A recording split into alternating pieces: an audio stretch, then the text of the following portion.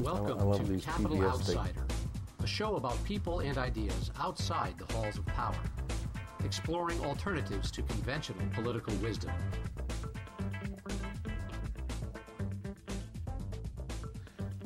In the process of purchasing a license down in Florida for one of these things. Welcome to Capital Outsider. Our guest today is Daniel Imperato. He's a candidate for President of the United States. He hails from Boston, right now lives in Florida. He's a businessman, a global businessman. And Dan, is there anything, welcome to the show, is there anything else you'd like to add to that? Well, I've been traveling the world for over 30 years, and I've been lucky enough to be able to obtain honors from late Pope John Paul, who I've studied my philosophy, or his philosophy, as a papal knight from the Vatican, and I'm also the Grand Prior of the Sovereign Order of Bonaria, which is one of the oldest Catholic Orthodox orders in the world. Some of the knights in our order are people like Jimmy Carter and Nelson Mandela, and I am the Grand Prior of the United States and Canada, and we have representation in 140 countries around the world. Tell me, why are you running for president? Well, I had a mission placed in my heart, and that mission is to protect the people of the United States of America. I've been fortunate enough to travel the world for over 30 years. I've got an impeccable reputation, knowledge, and wisdom, and I believe that I can help this country better than any presidential candidate in the race. Well, there's a number of presidential candidates, including many candidates for the Libertarian Party. Why have you chosen to seek the nomination of the Libertarian Party? Well, actually, I'm running as an independent candidate. The independent candidate is specifically to attract the 20 million or so independent voters in this country, and I hope to introduce them to the Libertarian Party, which is the party of principle, which I believe is the party that I belong to because I'm a man of principle. I do believe that the principles of the Libertarian Party pertaining to the defense of the documents of our democracy and republic, and the shrinking of government and the eliminating of the federal government in our business, and also cutting our taxes or eliminating them, are very good principles. But at the same time, I'm a pro-life individual. I love the Lord, and I hope to introduce the Judeo-Christian principles that I stand for to the Libertarian Party, and I hope that the party realizes that they've got a candidate that unconditionally can give a run for its money with the Democratic and Republican nominee in this primary today. You seem to have touched on all the economic type issues that the Libertarian Party supports, but on the social issues you seem to be opposed to the Libertarian Party positions. Historically, the Libertarian Party has, and I quote from the current platform, that on the question of abortion, that the government should be kept out of the matter, leaving the question to each person, and that the party opposes government action that either compels or prohibits abortion. I agree that the government should stay out of the issue of abortion and it should be left to the states. But the fact of the matter is, our Constitution, our Bill of Rights, our documents of democracy that were developed and written by our forefathers, specifically George Washington, wrote those documents in accordance with Judeo-Christian principles. And the Judeo-Christian principles are to protect life, and unfortunately, the people who are, for abortion, they have to read the law. And the last time I read it, murder is a crime. And until the doctors can prove that the fetuses are not alive, you're killing a life. And I think that there are many things and precautionary measures that people can do to protect themselves from getting pregnant.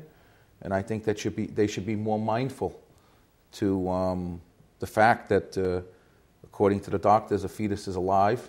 And according to our Constitution, murder is a crime.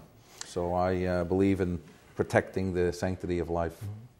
Let's take one of the other social issues that I think that you have a different opinion on from the Libertarian Party, that of gay marriage. Mm-hmm. There's no life involved there as So what's your position there? Well, actually, I believe that the two people get married in a contract in accordance with the Word of God. The contract is between the two people and the Lord. Marriage is an agreement between God and the two people that enter into that marriage. I believe that homosexual people have the right to do as they please. I respect them all. I have many friends that are homosexuals, and I love them dearly. I can't support their desire to be married specifically in a church because it's not in accordance with the Bible, and in the Bible it's an abomination. Although I do believe that the people have the right to do as they like, and I won't criticize them, but I cannot support something that would not create or multiply life, where our mothers and fathers, if they were homosexuals, you and I wouldn't be here. In addition, I think that the rules and regulations in our country pertaining to employment and special incentives pertaining to married couples were provided to those married couples based upon the fact that they had children. And there used to be a wife at home and the man went to work. That is not to say that two homosexual people couldn't get married in accordance with a legal contract with a lawyer. God bless them. They can do whatever they like, and we pray for them every day. But to bring it to the church, or even to bring the federal government involved in it, is wrong. You know, the people have the right to do what they want.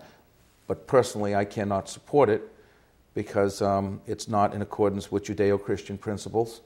And I believe that the greatest opportunity for the people in this life is to take the opportunity to read what our forefathers wrote in stone and understand that those principles were written in accordance with Judeo-Christian principles.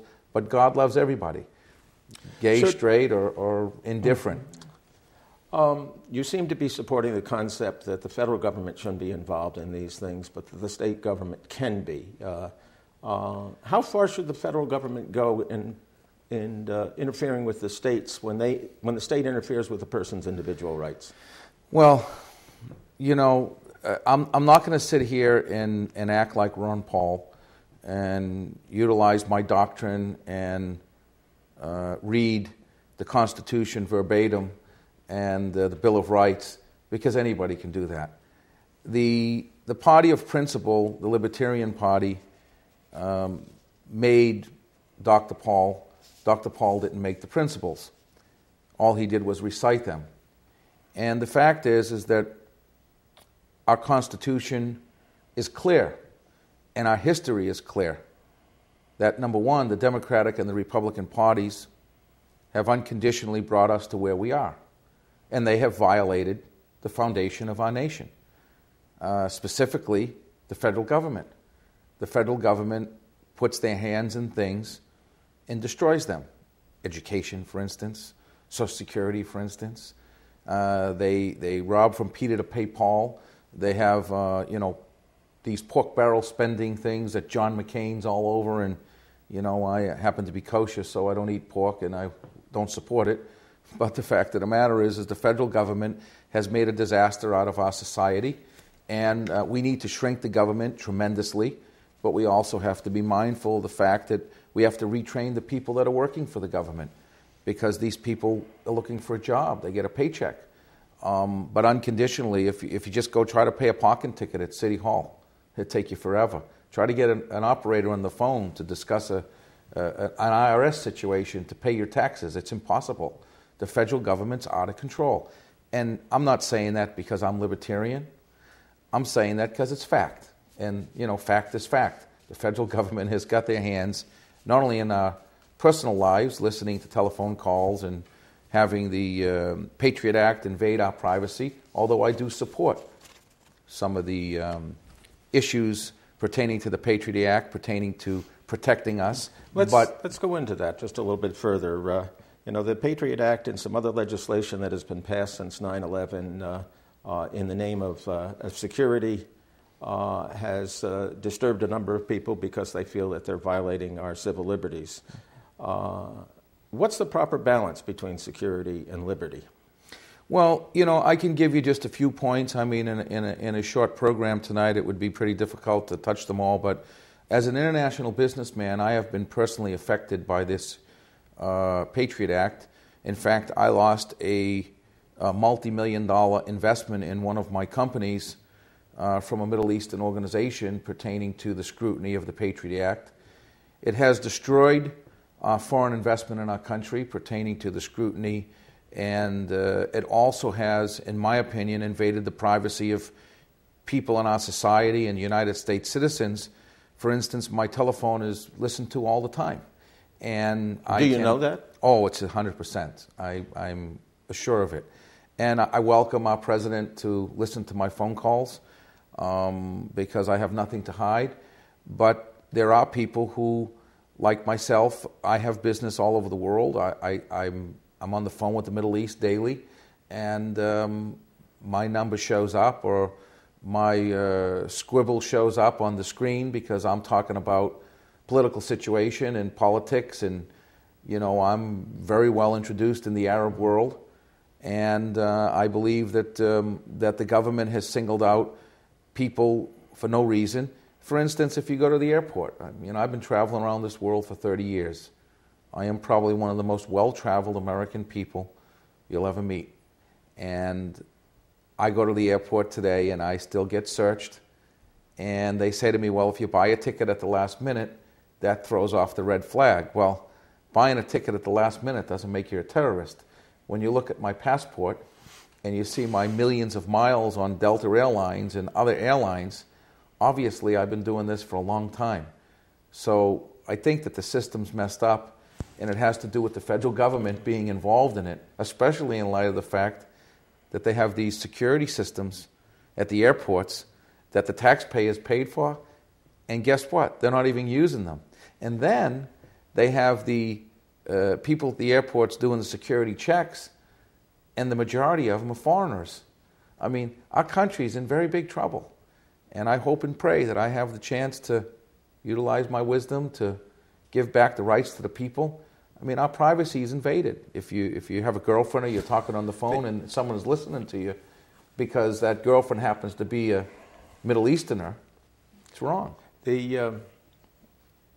What, if you don't mind elaborating just a little bit on what type of business are you in? Well, right now, today, I've been involved in many businesses in many countries. I left St. Anthony's Church when I was a little boy in Revere, Massachusetts, and I asked God to give me an education, become a millionaire, and see the world. Well, I've been around this world. I have affiliates and representation in 70 countries around the world. I help companies go global, and I help them strategically, politically. I've been doing it all my life, predominantly to get an education. I've been in business in many, many, many countries in this world, and Kif halak habibi, alhamdulillah, manishma, buenos dias, bonjour, monsieur. Lots of languages. Si habla español, wie geht's, vos es los. I'm a global man who understands the world. I understand the political situation in the world. I have representation in the hot spots in this world. My first stop in life was in Israel. I was at the Wailing Wall and the Dome of the Rock when I was 18 years old. I was in business with a Luntzman when I was a kid. So I understand the Palestinian-Israeli conflict. I know the Bin Laden family. I've been in business with them in Abu Dhabi and the UAE. And I understand what's going on in the region pertaining to Iraq and Saddam Hussein and the Benazir Bhutto death and the president of Pakistan, and also what's going on in Afghanistan with Hamid Karzai. I'm just a man who knows, I know the land very well. What are the most important issues that we face in this 2008 presidential election? Well, for the people of the United States, the immediate issue is she's in trouble. And I'm not talking about your girlfriend, and I'm not talking about your wife. I'm talking about Social Security, health care, and education. I have very simple solutions to help. Social Security.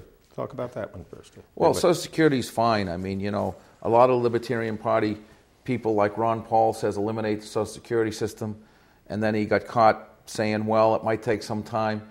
look, you can't eliminate the Social Security system. There are people like you who are hoping and praying that they get their Social Security because they paid into the system. The Social Security system's been fine. It's been pillaged.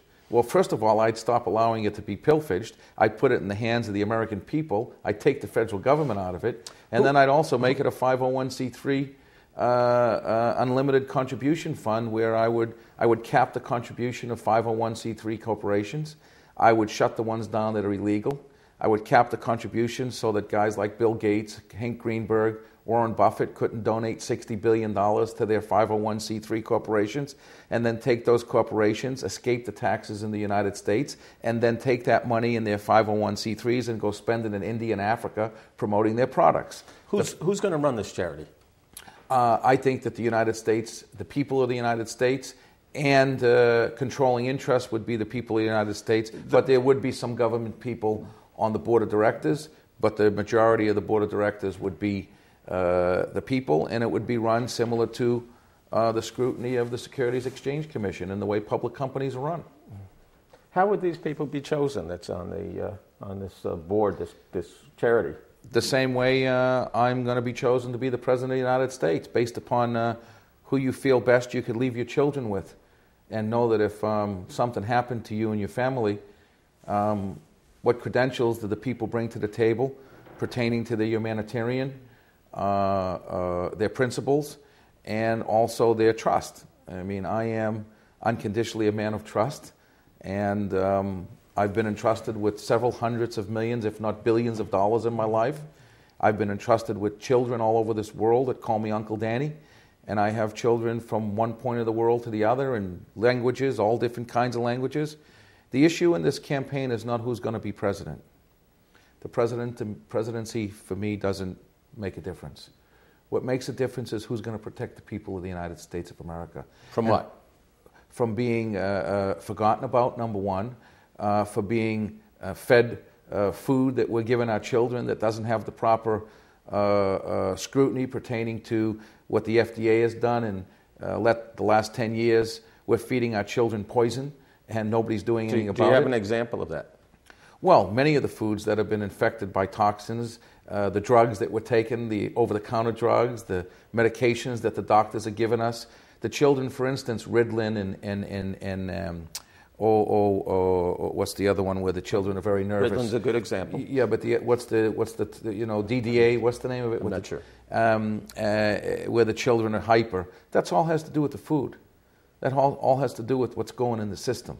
It affects the brain, and there's studies that state in many health and science organizations that the children of today's brains are shrinking, and a brain of yesteryears was a lifespan of 60, 70. Now they're talking 40, 50. Our children are dying, and if we don't get healthy, my slogan or my campaign is all about health and wealth. If you don't get healthy as a nation, you're never going to get wealthy. What about Iraq? What's your position on Iraq? Very simple. I called it out 2 years ago. Ceasefire, pull back the troops. You're not going to take the troops out of Iraq because we've been invited there by the 22 countries, the Arab League specifically, to protect the land so that Saudi Arabia can take the oil out of the ground, refine it, fill up their tanks, and you will see that in Iraq, Osama bin Laden will be told by Saudi Arabia to stop the attacks in Iraq, to make our President George W. Bush and the Republican Party look good. Do you think that Saudi Arabia has any influence with Osama? Well, the tribe of bin Laden comes from Saudi Arabia, so of course they do. But I thought that he was always opposed to the Saudi kings. Well, I just have a question to ask you. If you and I were two brothers and we had $10 million and we split up and I gave you $5 million and you gave me $5 million and you told me, go away, brother, I don't like anything about you. And I took that $5 million and it became $50 billion. Do you think you forgive me for making your $5 million $50 billion? Of course you would. It's all about the money, baby. And the fact of the matter is, the truth is that Iraq, what I would do is I'd go to the Maliki government. I'd say, Kif halak habibi, alhamdulillah, in the Arabic language. And I'd ask Mr. Maliki to sit in front of me, and I'd ask him to take the oil well in Kirkuk, and I would put a stamp on that well and call it Payback America. It's time to pay back America. I want $1 trillion paid back from those oil wells, back to the people of the United States and the taxpayers of this country. If the Iraqi government sincerely cares about the people of the United States who gave life to be able to protect their country, to bring it to a democracy, and to protect their oil wells. To protect it from who? Protect it from the pilfering and protect it from the Sunni and Shia fighting that's been going on for 2,000 years, which has put the country in chaos. The fact of the matter is Saddam Hussein was a tyrant. The fact is that he was removed because the 22 countries in the Arab League wanted to remove him because they were afraid that he had chemical weapons and he was going to attack the Middle East, when in fact now losing Saddam Hussein because the American government took the army apart and disassembled the army in Iraq, they have to now remake the entire army. And you'll see, before the election, the Republican Party and John McCain, they know clearly that the oil price will come down before the election because the Saudis now are going to say, clear the land. Will that guarantee them victory then in November? I think that will guarantee John McCain be able to say, I told you so. And I think a guy like Barack Obama, the only guy in our government that voted against the war, that's his whole platform. He's going to be president because he voted against the war. Barack Obama is from Kenya. His family's from Kenya. The apple doesn't fall far from a tree. Look at Kenya, look at the country. Is that the history that you want running your country? I'm an American. I'm a meat and potatoes guy. My father worked on the Boston and Maine Railroad. I've traveled this world for 30 years out of my own pocket, my own money and my own hard work and goodwill. And all I want to do is have the chance to give it back to the American people. What about a domestic issue, the war on drugs? Well, first of all, a lot of the drugs, specifically marijuana, where the Libertarian Party speaks about marijuana, I mean, I believe in legalizing medical marijuana. I think that marijuana is less potent than the drugs that were taken over the counter from the doctors that are giving us prescriptions. I think prescription drugs are outrageously out of control, and I think that our children are being fed poison. And the fact is we need to stop it, and it's going to come out. Well, I'm not asking so much about the drugs themselves as I am about the war on drugs. Well, is there a war on drugs? I mean, what is the war on drugs? The war on drugs is where? I wish I could cite you the many billions of dollars that have been spent on it. Yes, there's a war on drugs. Now you asked about the money that was being spent on the war on drugs. It's hogwash. The money needs to be spent on the people of the United States of America, the infrastructure in our country, and what we need to do is protect our borders and make sure that the stuff doesn't come in our country. And we have to stop feeding money to the Medellin cartel in Colombia and to the Metas in Mexico, and we have to eliminate the poppy fields in Afghanistan and wipe out the bank. How do you do that? How do you eliminate the poppy fields in Afghanistan? Very easily. We tear up the farms. The only thing is that we have to reprogram the people and give them work. Only reason why the farms haven't the work is on the soil. If we destroy the soil by chemicals of any kind, we're also endangering their health at the same time we're doing that. You couldn't use certain chemicals. You'd have to use natural chemicals, but you'd have to refertilize the land. The fact is that the governments don't want to eradicate the poppy because they're making a lot of money from it, and the weapons are being traded, and the system just keeps going. The problem is that leaders of countries that have somewhat economic stability because of the drug cartels and the drug business have learned to be able to use the drugs and the economic situation to extract money from the international community to try to eradicate these drugs, and it's a vicious cycle that's never going to stop until we unconditionally get the support from the countries to eliminate the drugs. And look, you're looking at the coca leaf. I mean, I'm very involved in Bolivia and the Bolivian people, and I love them well. I have business there, and the coca leaf is the coca leaf. But to eradicate the coca leaf means that you're taking away the rights of the people to chew on their natural substance. Now, producing it and making it a chemical and fixing it up so it becomes cocaine is a different issue. Why is that a different issue? Well, because I don't think that anything that God put on the face of the earth should be tampered with, and if it's been planted here by God, it's probably okay for you. But when you start, enhancing it and manufacturing it and mixing it with chemicals to alter the basis of a coca leaf and then distribute it to the people, around the world. I mean, there are many things. There's many drugs coming out of, pills other than cocaine. There's so many different things on the internet being sold that are what they call black market pharmaceutical drugs that are as bad for you as cocaine is. Changing the chemical composition of something, isn't that basically our manufacturing process in food, the food industry to begin with? Yeah, well, that's why you have food products in this country that are full of chemicals and food products that are killing our children. And the FDA has turned their head and not watched it. That's why organic foods are very important. That's why we need to bring our farms back to the United States. We need to protect our food chain. You think you had a terrorist attack in New York on the two towers, that they didn't bomb our Americans, they bombed our nation, the birthright of our nation, where George Washington founded our nation and had his oath of office on the corner of Wall and Broad Street. Wait till they infect the food chain. We have to look out for the food that's coming in our country, the bacteria on the food, the amoebas that are on the food, and also the food that's being processed in our own country with the chemicals being put in it. It's fact. I didn't make this up. Just go, read the reports. How big a government would we have to have in order to monitor our source of food? Well, actually, I would shrink the government. I don't think monitoring the source of food is the government's business. I think that the farming in this country that's been destroyed is where we need to go back to, and we need to bring jobs to our country, and we need to leave it in the hands of the private people to make sure that the farmland is fertilized properly, naturally, and organically. I mean, Who's going to do this? The people who own the businesses. I mean, I haven't met any farmers in my lifetime that are pro-agriculture that's tampered with and enhanced. I mean, the farmers are very decent people. They're hardworking people. And I think we need to go organic, and I think we need to grow our organic farms. The problem is it is more costly, but then again, it's more healthy. One last question, and you mentioned from your website that you basically you want to defend Christians in America and their right to worship and raise their children in a socially conservative environment. How about a socially liberal environment? Do they get the same sort of tolerance under administration of Daniel Imperato? Imperato. Yeah, listen, sorry. The people of the United States and the world have the right to do whatever they want. The fact of the matter is that our forefathers and our nation were founded on Judeo-Christian principles. I believe that the good book was written, and I've read it. And I